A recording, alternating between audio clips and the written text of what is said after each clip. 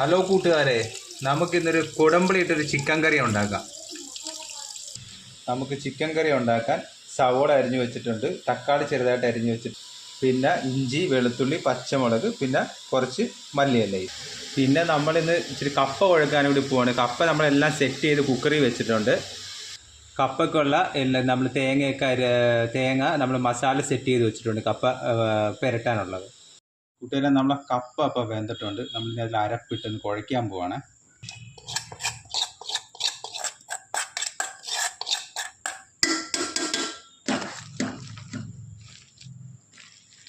കൂട്ടുകാരെ, അപ്പം നമ്മളെ കപ്പ സെറ്റായിട്ടുണ്ട്. നല്ല അടിപൊളിയായിട്ട് കുഴച്ച് നല്ല സെറ്റായിട്ടുണ്ട്. അടുത്ത് നമുക്ക് ചിക്കൻ കറി ഉണ്ടാക്കാവേ. പിന്നെ അപ്പോൾ ചിക്കൻ കറിക്ക് ആവശ്യമായിട്ട് എണ്ണ ഒഴിച്ച് അതിലേക്ക് നമുക്ക് ഇഞ്ചി, പച്ചമുളക്, വെളുത്തുള്ളി എല്ലാം ചതച്ച് ഇടാൻ പോവാണ്. ഒരു ഇച്ചിരി മല്ലിയിലയും കൂടി ഇട്ട് നമ്മൾ സവോള ഇട്ട് വഴറ്റാൻ പോവാണ് കേട്ടോ. സവോള ഇടുവാണ്.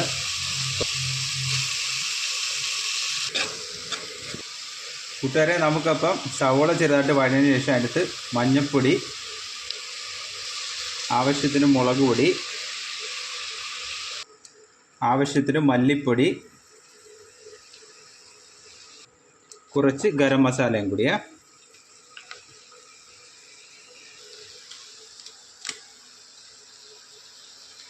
എന്നിട്ട് ഇതിലേക്ക് ഇച്ചിരി കുരുമുളക് കൂടി ചതച്ചിടുവാണ്.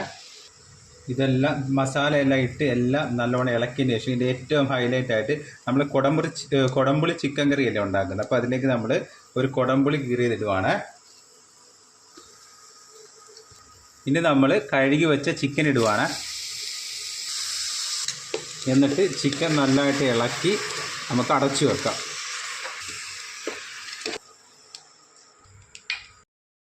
കൂട്ടുകാരെ, അപ്പം നമ്മളെ കുടംപുളി ഇട്ട ചിക്കൻ കറി റെഡി ആയിട്ടുണ്ട്.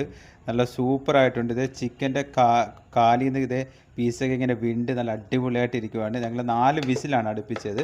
അപ്പോൾ ഓക്കെ കൂട്ടുകാരെ, ഞങ്ങളത് കപ്പയായിട്ട് കഴിക്കാൻ പോവാണ് കേട്ടോ.